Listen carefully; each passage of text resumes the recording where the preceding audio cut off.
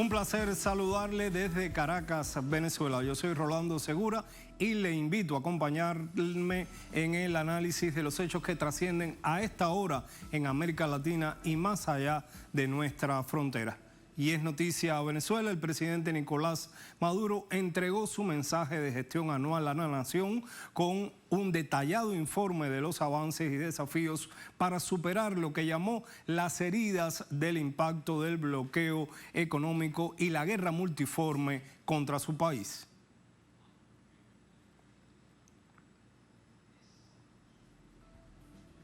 Y es noticia también, Cuba, la mayor de las Antillas, asumió desde hoy por primera vez la presidencia pro tempore del Grupo 77 Machina, el bloque de concertación más amplio y diverso del ámbito multilateral, que con sus más de 134 Estados miembros representan 2/3 de la membresía de la Organización de Naciones Unidas y el 80% de la población mundial. Y es noticia a Estados Unidos, donde escala la llamada guerra de los papeles entre Joe Biden y el exmandatario Donald Trump, luego del hallazgo de un segundo lote de documentos confidenciales en una ubicación sin precisar y distinta a la antigua oficina privada en la que Joe Biden, también cuando dejó la vicepresidencia del país, fueron encontrados hace algunos días otros materiales confidenciales.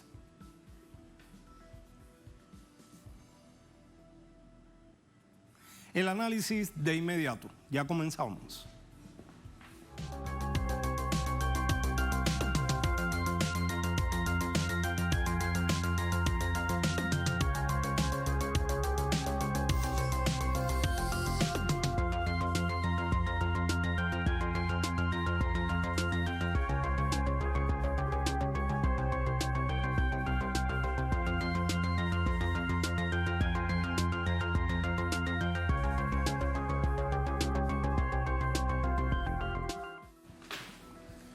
Es noticia a Venezuela. Hoy tuvo lugar lo que establece la Constitución del país dentro de los 10 primeros días siguientes a la instalación del Legislativo. En sesión ordinaria, el presidente de la República presentará personalmente la memoria y cuenta de los aspectos políticos, económicos, sociales y administrativos de su gestión durante el año inmediatamente anterior.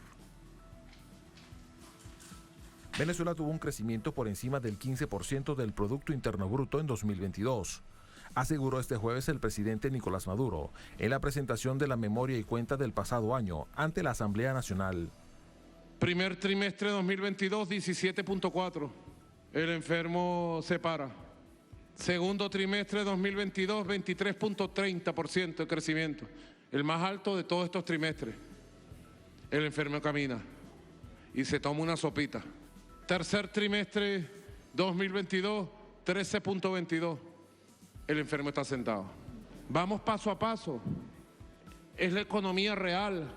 Estas cifras, indicó el mandatario, responden al crecimiento de la producción nacional de alimentos y la recuperación del sector industrial. También al incremento del 97% de la recaudación tributaria en 2022. Asimismo, el sector financiero experimentó una subida de un 51% del ahorro y una expansión del sistema crediticio del 112%, apoyando principalmente al sector agroalimentario y microfinanciero. Esta recuperación económica, añadió el mandatario, tuvo efectos positivos en la calidad de vida de los venezolanos, con la caída del déficit nutricional al 7,7% en 2022. Este respiro económico para Venezuela se produjo en medio de un escenario que Maduro calificó de dramático, por las más de 927 medidas coercitivas unilaterales impuestas por Estados Unidos sobre el país. Un 42% de las decisiones y medidas contra organismos del gobierno, un 18.7% contra la industria petrolera, generadora de la máxima riqueza de Venezuela, un 17% de sanciones contra la economía y las finanzas de la República, entre los cuales incluye la prohibición de apertura de cuentas bancarias para vender, cobrar los productos que Venezuela vende en el exterior, la congelación o secuestro de casi 20.000 millones de dólares en cuentas en el exterior, el secuestro del oro en el Banco de Inglaterra, etcétera. un 7% de decisiones contra el sector privado, que también las ha visto duras. Maduro detalló que desde el 2015, cuando el expresidente estadounidense Barack Obama firmó el decreto que califica a Venezuela como una amenaza extraordinaria e inusual, la nación suramericana experimentó una caída del 99% de los ingresos petroleros. En marzo de 2015, cuando todavía apenas teníamos la primera amenaza de Obama, Venezuela estaba produciendo 2.8 millones de barriles. Si calculamos la merma de producción acumulada a partir de esta cifra, el país dejó de percibir 3.995 millones de barriles. El país debió haber percibido y dejó de percibir 232.000 millones de dólares que hubieran ido a salario, a derechos sociales, a educación, a salud, a alimentación, a vivienda, a infraestructura, al desarrollo general del país.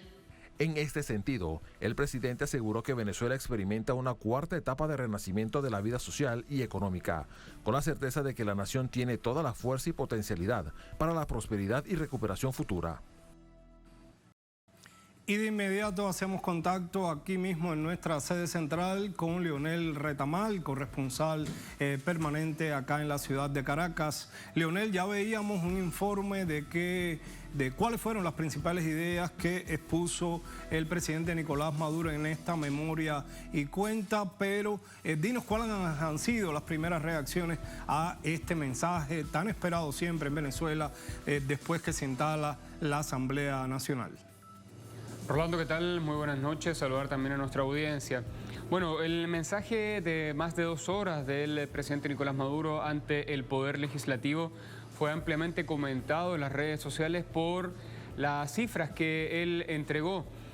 Cifras de lo que se comentaba en el informe previo de lo que dejó de percibir Venezuela producto de las sanciones, principalmente las afectaciones a la industria petrolera, también cifras que entregaba de lo que se robaron básicamente a distintos actores políticos opositores que fraguaron toda la estrategia de gobierno paralelo, y esto ha generado muchas reacciones, sobre todo porque en los últimos días Venezuela estaba siendo muy afectada por las variaciones del dólar, y esto tiene una implicación directa en el poder adquisitivo de los trabajadores, fluctuaciones que se habían mantenido bastante estables durante el año, pero que se acrecentaron, lo decía la vicepresidenta Delcy Rodríguez el día de hoy, durante el último mes del año pasado, elevando drásticamente la inflación acumulada del año 2022, y esto por lo tanto tiene un efecto en todo el esquema económico del país. Así que era muy esperado este discurso del día de hoy del presidente Nicolás Maduro, sobre todo en los aspectos económicos. En las afueras del Parlamento, de la Asamblea Nacional de Venezuela, habían movimientos sociales, trabajadores, conversando con ellos, nos señalaban que estos eran los principales temas que esperaban que el presidente se refiriera. Iban ahí a apoyar, a manifestar su respaldo al gobierno de Maduro, pero es un pueblo que está muy informado y que nosotros conversando con ellos tienen muy claras las informaciones que ocurren en geopolítica y en la política nacional, en economía, y por lo tanto tienen esta claridad de que esto responde a un efecto directo del daño que se ha provocado en la economía venezolana producto de las sanciones, más de 7, 8 años según distintos estudios. Muchos lo cifran en el comienzo del decreto Obama, el año 2015, cuando se declara a Venezuela una amenaza inusual y extraordinaria, y de ahí en adelante se empiezan a aplicar sanciones, decretos de riesgo sobre PDVSA, luego ya directamente los decretos de medidas coercitivas unilaterales, principalmente sobre la industria petrolera, pero también, y mostraba la cifra el día de hoy, un 42% de estas medidas van sobre los funcionarios de gobierno, que por lo tanto inmovilizan, atan de manos muchas veces las posibilidades de generar los ingresos, de firmar acuerdos, de generar acuerdos a nivel internacional con actores del comercio internacional. Así que tenían esos dos aspectos, el efecto de las sanciones y lo que provoca directamente en la economía. Sobre estos temas habló el presidente Nicolás Maduro, señalando que están muy claros de las fluctuaciones que ha tenido la economía interna en los últimos meses. Están trabajando por eso, ordenó crear un plan para estabilizar la economía, para manejar cifras de inflación controlables en el comienzo del año hacia adelante. Se presentaron también cifras de otorgamiento de créditos del Banco de Venezuela, por ejemplo, de instituciones públicas, y esto va entregando señales de lo que se planifica para Venezuela durante este año. Varias cifras, las últimas que se conocieron del Fondo Monetario Internacional, cifran en el crecimiento en 6,5%, uno de los más altos a nivel mundial y regional. Y esto va apalancado en el crecimiento petrolero, pero también en lo que ha dicho Maduro y sus ministros, su tren ministerial, el crecimiento de la producción interna de Venezuela, crecimiento agrícola, crecimiento de manufactura, todo eso se está revitalizando y va entregando estas cifras que explican estos crecimientos que él señalaba de un 15% acumulado durante el año 2022 y que para este año se esperan replicar, aunque con una cierta estabilización de esas cifras. También hablaba sobre los planes sociales y decía que a pesar del impacto en las arcas fiscales, esto de que se redujo un 99% el ingreso vía divisas que capta el mercado petrolero, ese 1% que ingresa actualmente igualmente es distribuido en programas sociales de todo el presupuesto nacional y se viene haciendo así en los últimos años. Ahora en diciembre se presentó el último presupuesto a través de la vicepresidenta. 3/4 partes de ese presupuesto están destinados a programas sociales que incluyen vivienda, salud, educación, obras sociales y por lo tanto, a pesar de la merma de los ingresos, eso va destinado a programas sociales y él decía que van a fortalecer estos ingresos para asegurar las misiones, como se llaman en Venezuela, misiones y grandes misiones, como se llaman acá, los proyectos sociales de atención a los más golpeados por la guerra económica, estos años de crisis provocada por las sanciones. Y también, como reflexiones finales, él decía, y como trabajo para el 2023, todas estas buenas cifras de crecimiento, Maduro hace una alerta y dice que si bien son beneficiosas y muy útiles para el país, es necesario avanzar en distribución de esta riqueza, en disminuir las brechas de desigualdad que se han provocado en los últimos años. Él las menciona y por lo tanto dice que van a trabajar en eso para los próximos años junto con el mantenimiento de los planes sociales. Y por último, destacar el daño a la industria petrolera que él señalaba que unas cifras cuantiosas de falta de ingreso a las arcas fiscales. Esto está determinado porque se dejó de producir, producto de las sanciones, 3.995.000 millones de barriles de petróleo. No hace falta ser economista para entender que esa es una cifra incalculable e inconmensurable de ingresos que están dejando de percibir Venezuela y que en los años anteriores se estaban destinando a crecimiento, a obras sociales, a infraestructura y por lo tanto se espera que esas cifras, vía acuerdos, vía negociación, diálogo, puedan irse retomando paulatinamente a través de la renta petrolera, pero a través también de la diversificación de la producción nacional. Rolando. Gracias, Leonel, por esta información, por este preámbulo que nos permite avanzar ahora en el análisis. Un saludo, buenas noches. Y esto, como decía, nos permite profundizar entonces con el invitado de hoy, el politólogo Martín Pulgar, máster en Ciencias en Filosofía de la Guerra. Bienvenido a Telesur, un placer tenerlo por acá hoy. Este es un momento en los años que he estado en Venezuela muy esperado por la sociedad civil, siempre esperando este inicio del año en el que el presidente marca la pauta de lo que viene y comenta, analiza lo que pasó en el año anterior. ¿Cuál es su fotografía, su análisis en primera instancia de lo que sucedió esta tarde en la Asamblea Nacional? ¿Era lo que usted esperaba? ¿Era ese informe el que usted esperaba como analista, como observador y partícipe de la sociedad venezolana? Sí, bueno, en principio, por supuesto, bueno, gracias por la oportunidad y ciertamente la exposición del presidente Maduro es primero una radiografía de buena parte de lo que ha sucedido en Venezuela a partir de todas estas sanciones, de la revolución inclusive, de todo lo que significó para el pueblo venezolano el impacto de la revolución bolivariana bolivariana y las mejoras sustanciales de lo que hubo en Venezuela en ese momento, y luego las sanciones inhumanas que se aplicaron formalmente a partir del decreto de Obama, pero que ya previamente se estaban viendo en forma informal, el saboteo permanente por parte de los Estados Unidos ante posibles compras venezolanas de alimentos y de productos, el saboteo de esos bienes previo a las sanciones y previo al decreto de Obama. Posteriormente se formaliza definitivamente a partir de 2015, y posterior, bueno, una lluvia, una metralleta de sanciones que nos han llevado a esa cifra casi de 1000 sanciones para funcionarios, empresas, aviones, barcos y empresas privadas, personalidades, en fin. Una situación realmente que se puede decir inhumana y catastrófica para cualquier economía del mundo que pueda soportar este nivel. Realmente el diagnóstico ha sido muy claro, y por supuesto la proyección del año pasado, que fue relativamente bueno, en tanto que fue un tiempo esperado, ha sido un crecimiento de alguna manera inesperado para muchos, especialmente para aquellos que negaban la posibilidad de que pudiéramos salir o tener una luz en el túnel de estas sanciones. Se puede proyectar que estamos por buen camino, no sin dificultades, sin medir lo que puede venir, porque el enemigo es poderoso, pero hay unas fuerzas que pueden perfectamente vislumbrar beneficios para el pueblo venezolano y para el país.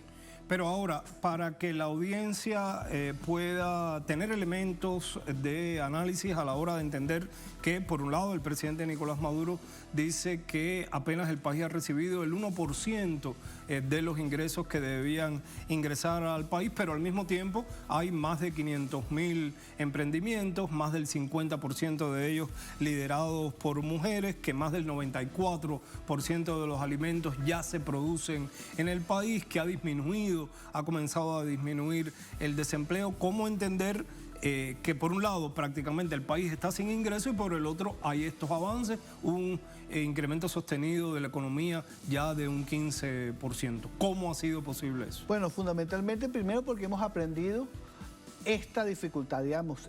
Tú tienes un aprendizaje gerencial, por decirlo de alguna manera, de comprensión del manejo de la economía en una economía normal.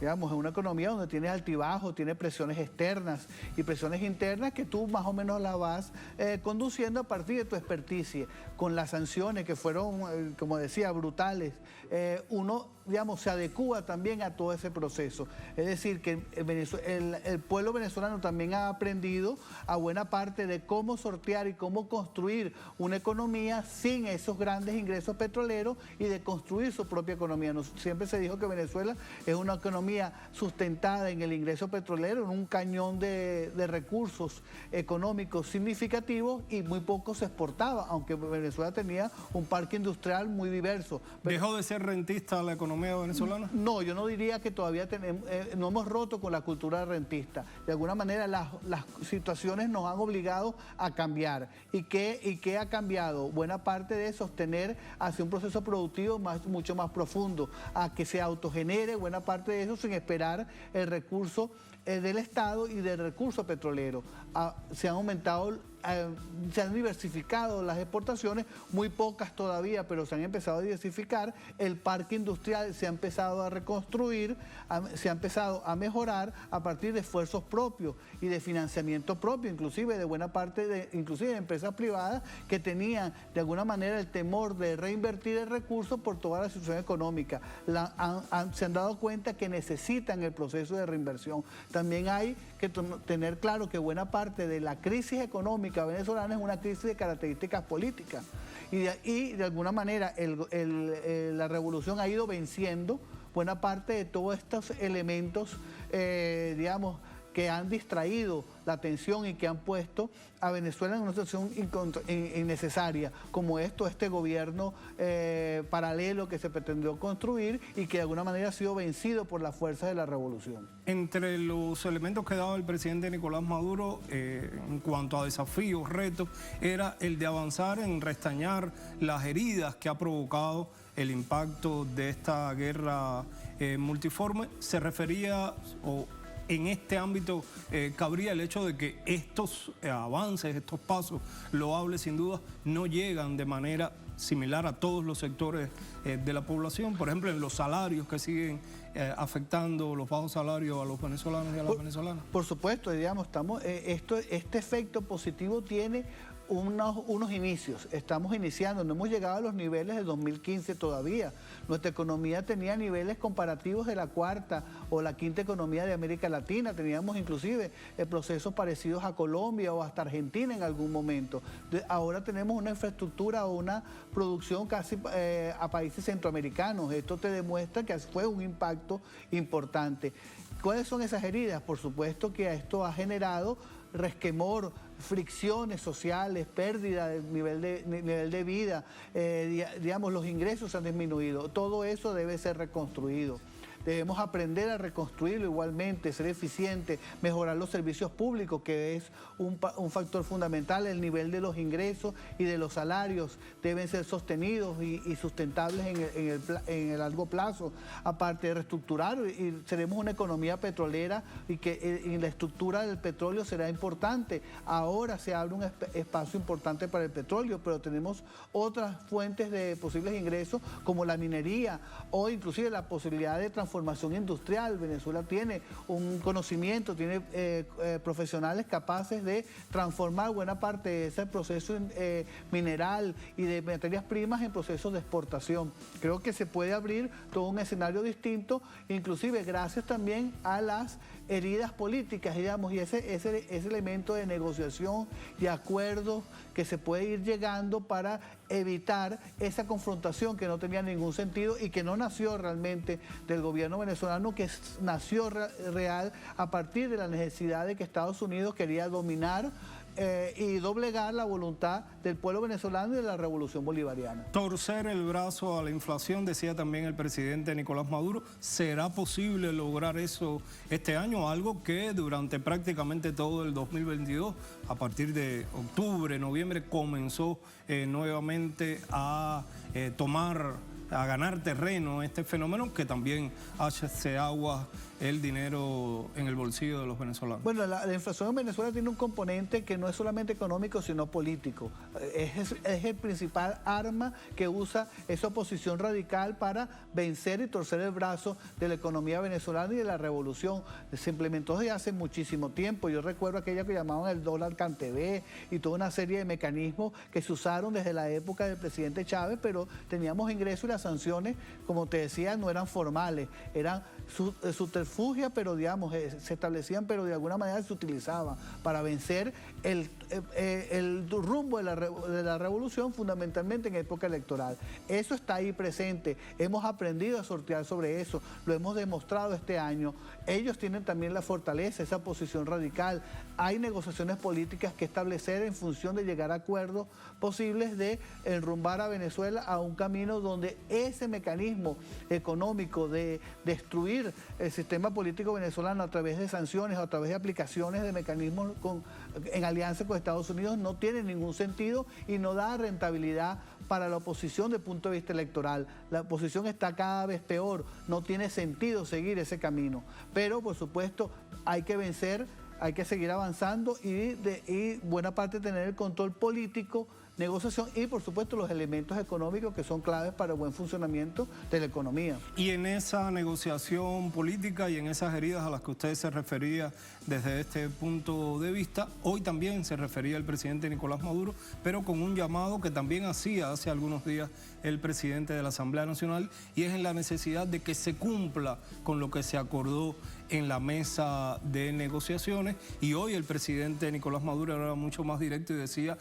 incluso la cifra de recursos financieros, la cantidad de miles de millones de dólares que se habían acordado, que podrían invertirse como parte de ese acuerdo social en servicios básicos, en mejorar servicios básicos para el país. ¿Cumplirá la oposición venezolana? Yo creo que la oposición, quiera o no, aquí hay un factor que no participa directamente en la mesa, que es los Estados Unidos, que es la que debe liberar esos recursos. La oposición, yo puedo creer que de buena fe inclusive puede establecer los acuerdos y aceptarlos. Pero lo que hizo Estados Unidos esta semana fue aprobar una licencia en el que pasaba el control de esos activos, de esos recursos que son patrimonio de la nación venezolana a esta Asamblea Nacional de 2015 que caducó, pero que insiste en mantenerse como una instancia paralela. Así es, de alguna manera Estados Unidos mantiene, digamos, la intencionalidad de doblar el brazo de Venezuela a través del sostenimiento de un grupo político que no tiene fuerza electoral ni fuerza real en la sociedad venezolana, pero lo sostiene a partir de estos elementos. Es decir, es como mantener en la fuerza negociadora de ese grupo con el gobierno venezolano a través del control de esos recursos y del apadrinamiento por parte de Estados Unidos de ese grupo. Aquí lo que se trata es de llegar a un acuerdo y que esa oposición entienda y comprenda que el camino de la violencia o del uso sutil del instrumento económico para doblegar el interés del Estado y la revolución no va por ningún camino, porque hasta ahora no ha tenido ningún éxito. Todo lo contrario, esa oposición cada vez está en más minusvalía. En el caso de Estados Unidos debería ya entender y comprender a que a veces los imperios le cuesta comprender esa realidad con respecto a lo que pretende subordinar, que es que esa vía, ese método de aplicación en Venezuela no le sirve y no ha funcionado ni le funcionará por la voluntad no solamente de un gobierno que se mantiene firme, sino de un pueblo que sigue apoyando el proceso revolucionario. Muchas gracias, profesor, por su tiempo, por sus reflexiones para Telesur. Gracias a ti. Gracias por acompañarnos. Hacemos una primera pausa, pero al regreso es noticia a Cuba.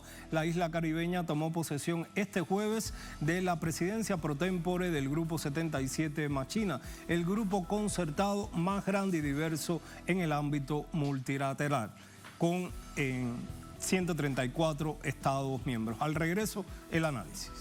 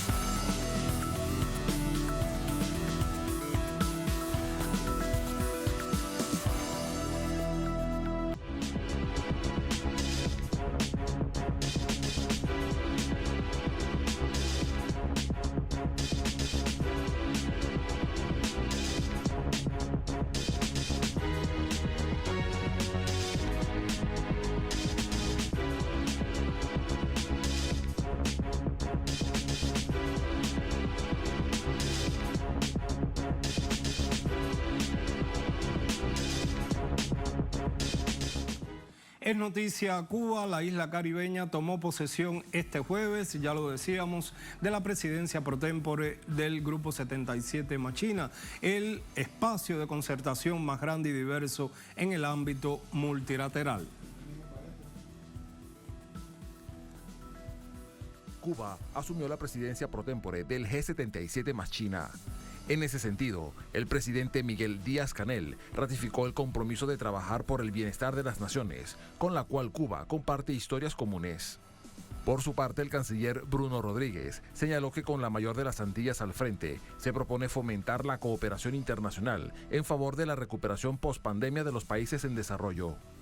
Es la primera ocasión que la isla preside este grupo en el cual se impulsará la cooperación sur-sur y se buscará preservar la unidad de los Estados miembros de cara a los asuntos multilaterales que se abordarán para este 2023, afirmó Rodríguez.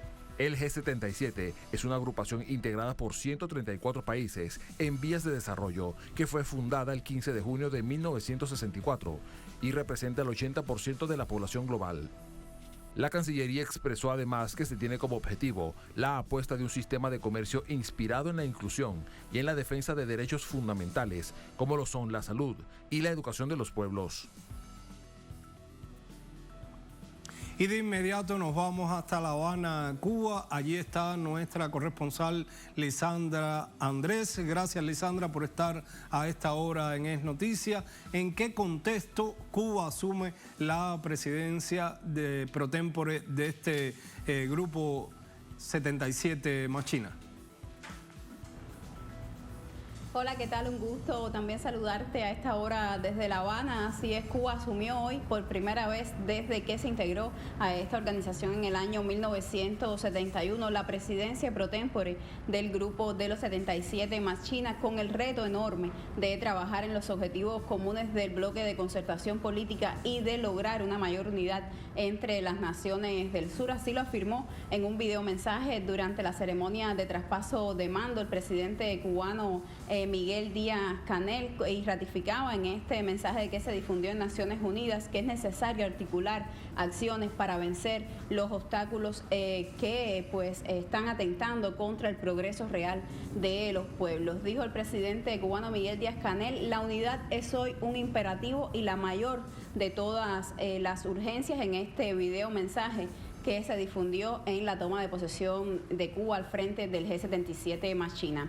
El mandatario instó también ratificó el compromiso de Cuba para trabajar por el desarrollo de naciones con las que dijo Cuba comparte una historia de abusos, pero también comparte una historia de objetivos y de esperanzas comunes. En esa misma línea se expresó el canciller cubano Bruno Rodríguez, quien presidió la delegación cubana en esta jornada en Naciones Unidas, e instó a fortalecer alianzas dentro de este organismo en lo que calificaba como tiempos difíciles, momentos difíciles en los que Cuba asume durante un año la presidencia de este organismo. Solo mediante la construcción de consensos podremos avanzar hacia la realización de nuestras legítimas aspiraciones de desarrollo, dijo el canciller cubano. También ratificaba el compromiso que tiene Cuba a consolidar la unidad, a también ser una mayor influencia dentro de este grupo en los múltiples y relevantes procesos multilaterales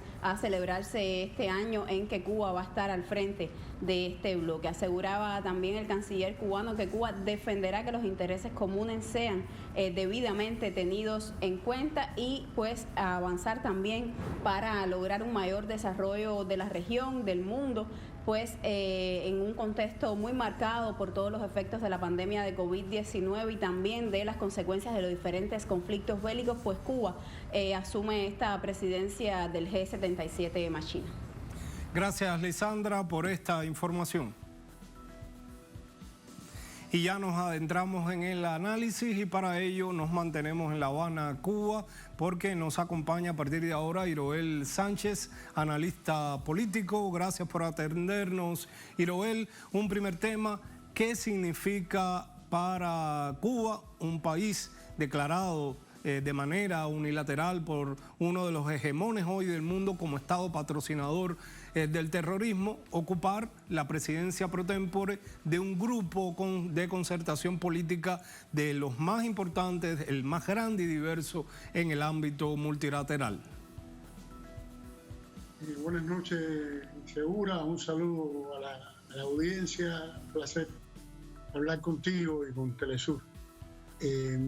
Para Cuba significa la oportunidad de impulsar agendas que siempre ha defendido, como la colaboración sur-sur, como el respeto al derecho internacional, como la lucha por un orden económico internacional, y poner en primer plano también esa agresión que tú mencionabas una de ellas, vista espuria de Estados patrocinadores del terrorismo que hace Estados Unidos, pero está también la agresión económica múltiple que Cuba sufre hace más de 60 años, y es una derrota simbólica para Estados Unidos que un país que Estados Unidos se ha empeñado en aislar ocupe este puesto de preeminencia y pueda desde él impulsar temas que interesan a la inmensa mayoría de las naciones del mundo, y que muchos de ellos son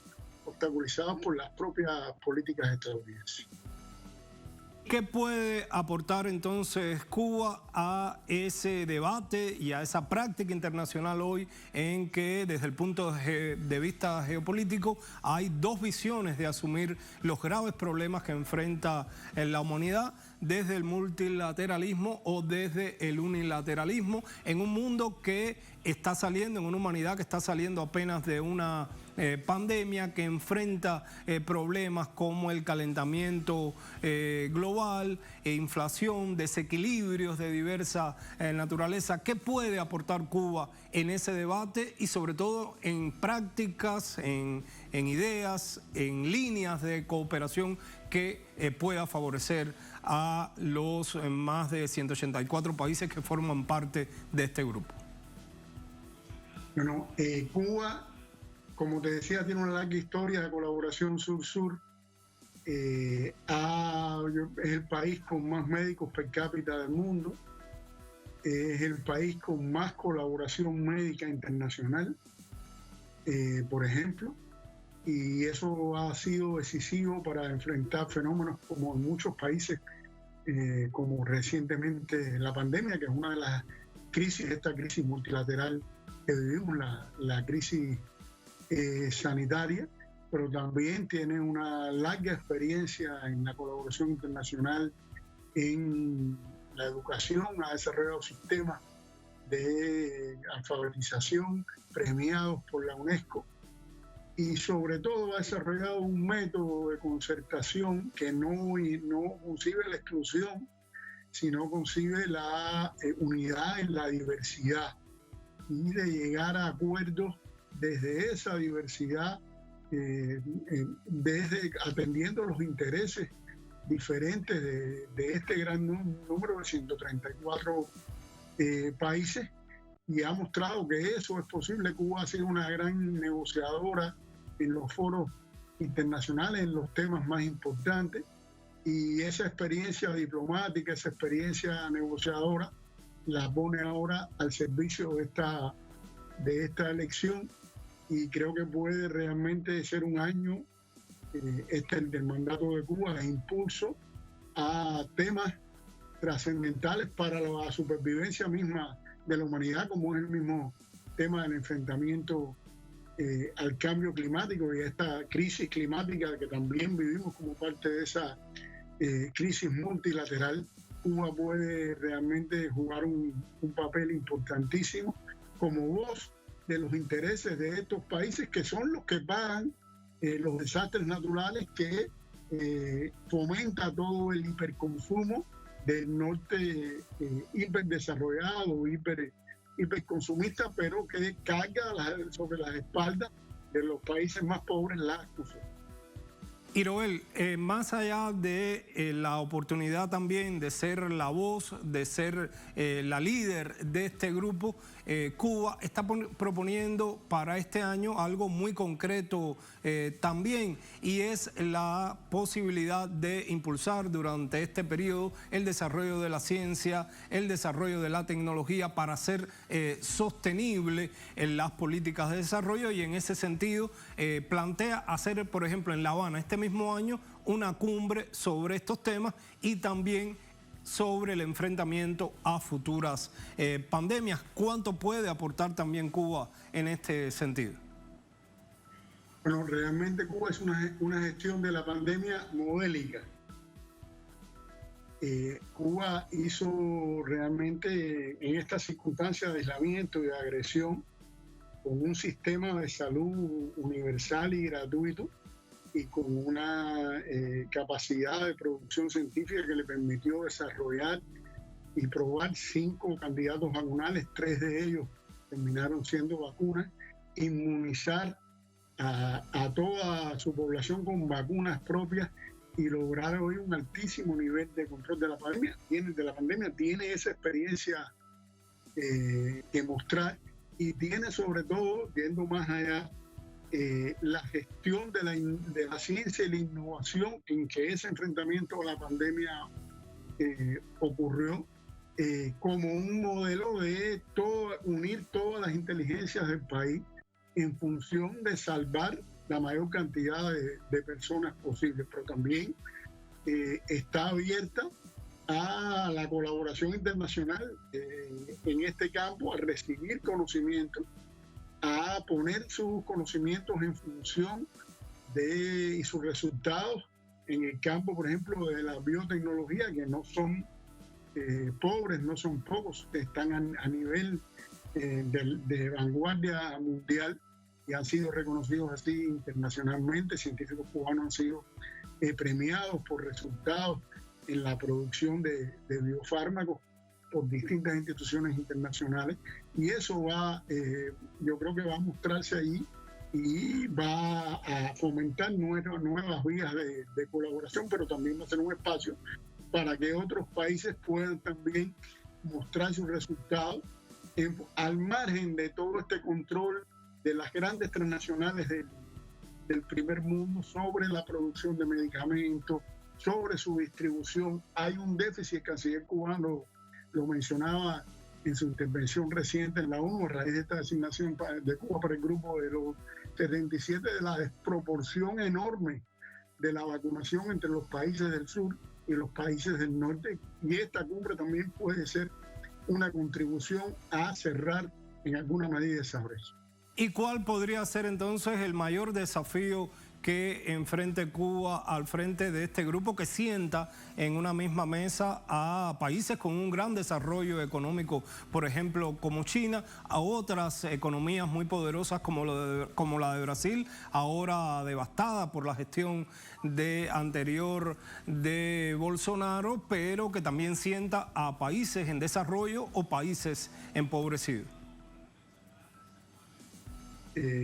Creo que el mayor desafío es poner a dialogar esas desproporciones en función de intereses comunes, porque incluso esos países grandes, esas economías grandes, sufren discriminaciones. En el caso de China, sufre una guerra económica con Estados Unidos. Tienen intereses comunes con el resto de los países del sur. Como tú decías, Brasil tiene hoy enormes problemas sociales, déficits sanitarios enormes, y tiene interés, y lo acaba de decir el ministro de Salud designado por Lula, en fomentar de nuevo programas sanitarios que el gobierno de Jair Bolsonaro abandonó, no solo abandonó, sino que atacó en el sentido de la colaboración con la misma Cuba. Y todo eso creo que siempre se puede encontrar intereses comunes. Y sobre todo, creo que estos países grandes que tú mencionabas tienen la vocación de ser escuchados. Y hoy hay una imposición unilateral en el mundo donde estos países que por su peso demográfico, por su ya gran peso económico, no tienen una representación, por ejemplo, en el Consejo de Seguridad de las Naciones Unidas y en otros organismos internacionales, en la medida de ese peso. Y esos intereses van a estar representados aquí. Y esto, como hace China hoy con la ruta y la franja de la seda, tienen también un interés en la colaboración internacional, en una proyección internacional que no pasa por la subordinación a ese unilateralismo que tú mencionabas. Ahorita siempre hace un momento, siempre vas a ver que entre naciones que comparten intereses, siempre va a haber vías de colaboración. Cuando no puede haber vías de colaboración es entre quienes quieren imponer una sola visión y solo quieren ver sus intereses aplastando a todos los demás, y el grupo de víctimas de esas políticas. Ahí sí no puede haber colaboración posible, y Cuba ha demostrado ser un interlocutor válido para China. Cuba es un interlocutor válido para Brasil, pero lo es también para las pequeñas islas del Caribe. Cuba es un país que tiene un enorme prestigio en África, con un enorme prestigio entre los pequeños estados insulares del Pacífico, y esa relación con esa diversidad de países, yo creo que es un capital que Cuba va a poner a disposición de esta representatividad para la cual acaba de ser designado.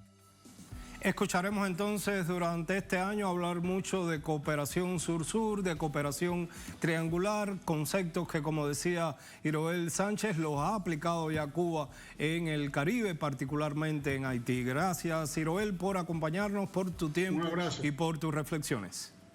Momento entonces de una nueva pausa, pero en instantes regresamos porque es noticia Estados Unidos, donde hoy se sabe que tanto Joe Biden como Donald Trump se quedaron con documentos confidenciales luego de cumplir funciones de alto gobierno. Ya regresamos.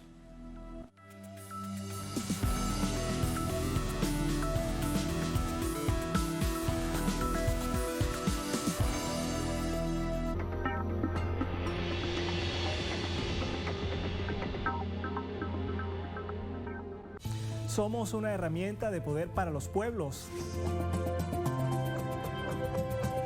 Un medio, una pantalla, un portavoz. Que enaltece la historia latinoamericana. Y fortalece la integración cultural.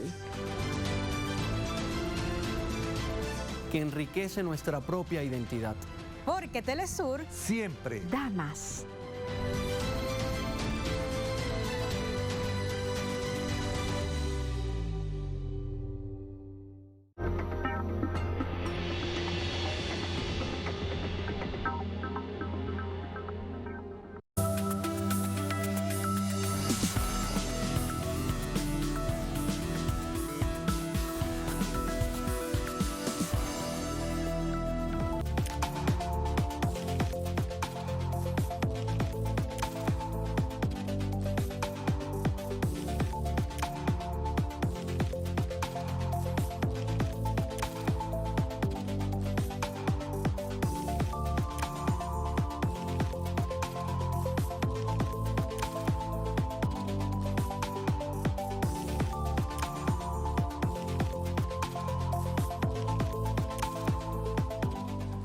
Es noticia Estados Unidos. Joe Biden dijo haberse sorprendido al enterarse de que tenía documentos secretos en una oficina privada. Lo cierto es que el actual presidente del país hizo exactamente lo mismo que su antecesor Donald Trump, quien también se llevó a casa documentos secretos al abandonar la oficina Oval.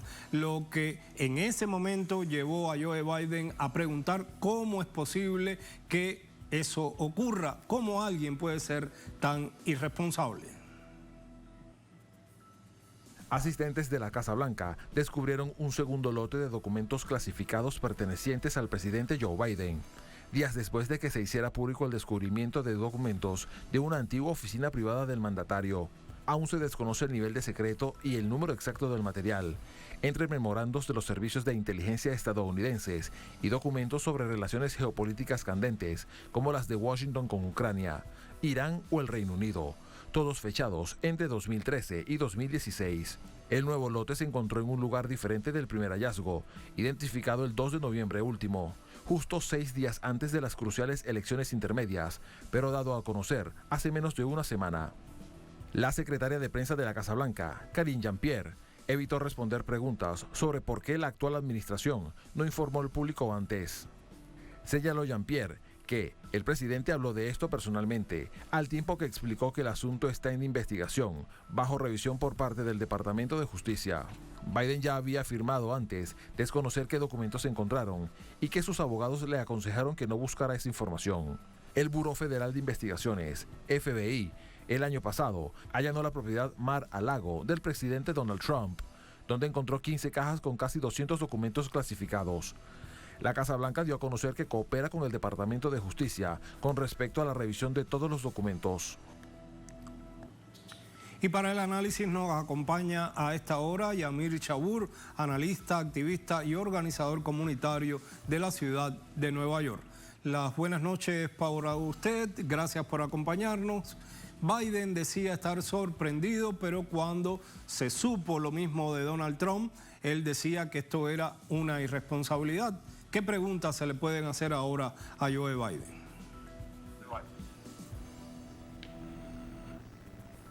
Bueno, muchas gracias, muy buenas noches a toda Latinoamérica. Muchas gracias por brindarme esta oportunidad a estar aquí en Telesur con todos ustedes para responder su pregunta. A pesar del racismo, a pesar del ser un enemigo de clase, Donald Trump ahora está lanzando algunas críticas que sí son verdaderas o tiene algunos sentidos contra el sistema estadounidense. Hay algunos hipocresía dentro de la clase élite y la cosa es que ellos no 100% apoyan a Donald Trump. ¿Por qué?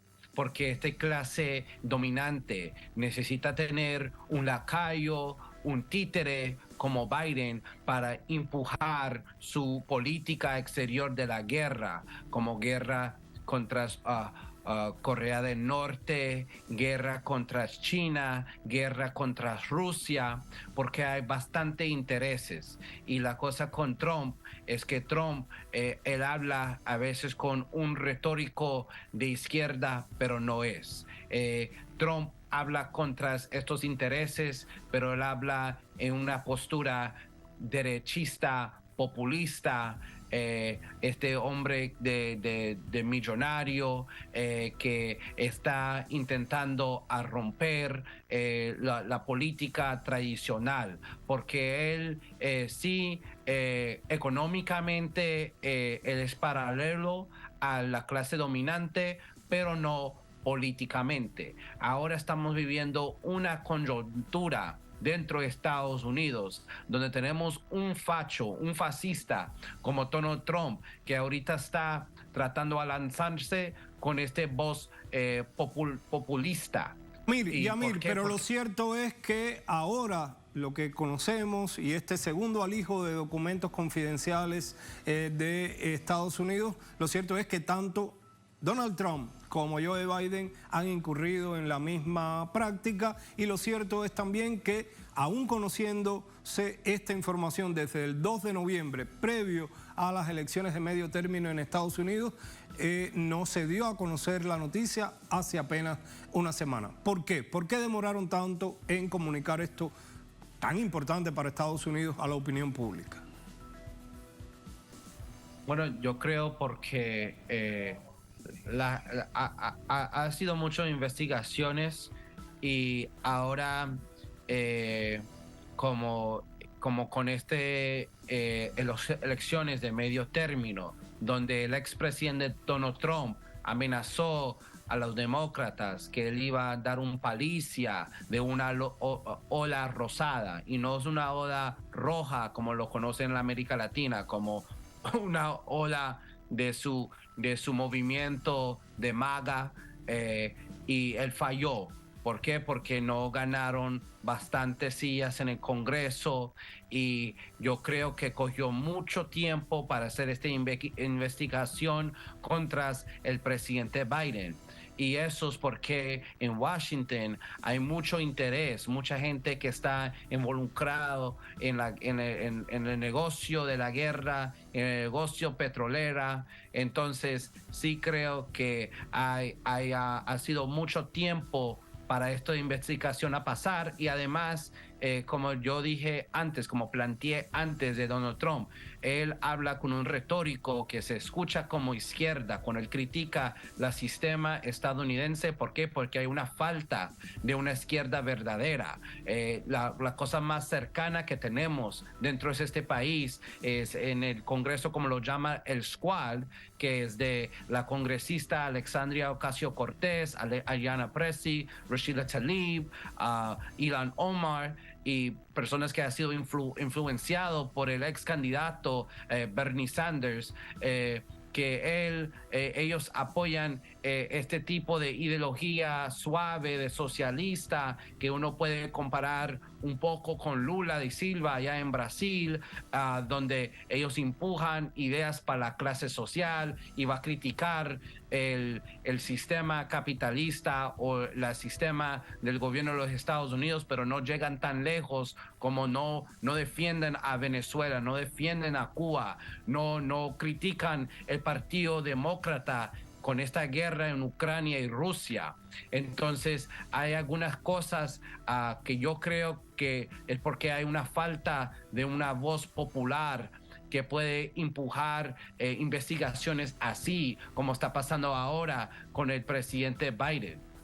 De cualquier manera, en estos documentos se ha visto que habían memorandos de servicios de inteligencia estadounidense sobre temas muy particulares de relaciones geopolíticas candentes en las que estaba involucrado Joe Biden, como el tema de Ucrania, las relaciones con el Reino Unido también, y esto ha desatado lo que se ha llamado la guerra de los papeles. Desde los demócratas se ha llegado a decir, por ejemplo, que el tema está en la cantidad de documentos que se le encontró a Biden o que se le encontraron a Donald Trump, o el nivel de confidencialidad que tendrían estos documentos, e incluso algunos demócratas han dicho que podría haberse plantado estas evidencias en la oficina de Biden como parte de un juego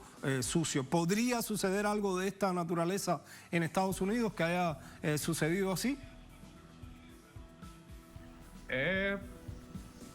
Por supuesto, yo creo, como Biden, regresando al punto que yo dije sobre Trump y la clase dominante, Biden es un político perfecto, es un lacayo, un títere para la clase dominante que tiene los intereses en la guerra, en el petróleo. Entonces, Biden es un candidato perfecto para esta clase dominante, comparando al expresidente Trump, que Trump fue más, no podía controlarlo. Entonces, Biden es una persona que tiene una historia de apoyar, vamos a decir, los políticas exterior. Pues él es el arquitecto de Plan Colombia, demandando armas para Colombia, para los paramilitares. Estoy dando un ejemplo para conectarlo a lo que están acusando a él con Ucrania, con su hijo Victor Biden, que ellos tenían, y esto es algo que ha tenido mucha investigación por años, que su hijo estaba muy involucrado en Ucrania, y además como Biden ha tenido relaciones con ese gobierno títere de Ucrania, que ahora Estados Unidos está enviando, abajo de este Partido Demócrata, enviando armas para grupos neonazis como el Azov Battalion, y es algo que está afectando nuestra economía, porque tenemos demasiada inflación, demasiadas escuelas se está cerrando, demasiados hospitales, demasiados precios está subiendo. Entonces sí hay sentido que hay estas acusaciones contra el presidente Biden. Además, él es un sionista, él apoya el Estado de Israel, él apoya mucha como guerras contra China. Entonces uno piensa que porque Biden no es Trump, porque Biden se postura como un presidente que es menos racista, menos machista, y menos xenofobia, pero es la misma cosa. Es que no importa si el presidente es Biden o Trump, es que los partidos son dos alas del misma águila que quiere. Mire, y ya el fiscal general designó un abogado especial para investigar este tema. ¿Puede avanzar una investigación contra el presidente Joe Biden cuando estos documentos, según Constitución de Estados Unidos, deben reposar en el Archivo Nacional, y el que tenga alguna mala intención con documentos de esta naturaleza, los ocultes, se los lleve a casa como han hecho ambos, el exmandatario y el ahora presidente de Estados Unidos, pueden ser sometidos a juicio e incluso encarcelados?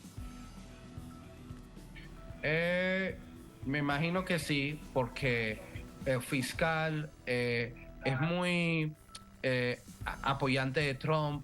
Este fiscal me imagino que va a seguir con estas investigaciones, más que nada que este año 2023 es un año antes de las elecciones de presidente, el próximo año 2024, y Trump se lanzó de nuevo. Entonces este va a ayudar mucho la campaña de Donald Trump y hay muchas razones que hay para investigar por parte del fiscal, que es un trumpista, es muy alineado a la ideología de Trump.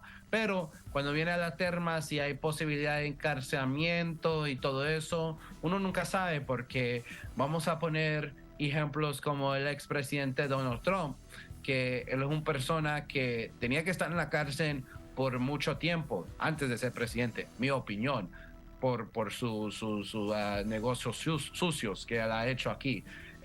Pero más que nada con poner hace 2 años con el ataque al Capitolio el 6 de enero, que estaba muy abiertamente prueba que él es la persona que organizó ese asalto, este intento de golpe contra la democracia estadounidense. Pero por su tiempo, yo nunca veo... Sí. Las gracias por su tiempo, se nos agota el tiempo también para nosotros, pero le agradecemos su participación en Telesur y estaremos muy al tanto de estas investigaciones que se desarrollan ahora en Estados Unidos. Muchísimas gracias por su tiempo. Momento de cierre, pero la invitación a encontrarnos mañana para seguir analizando lo que es noticia en América Latina y más allá de nuestras fronteras.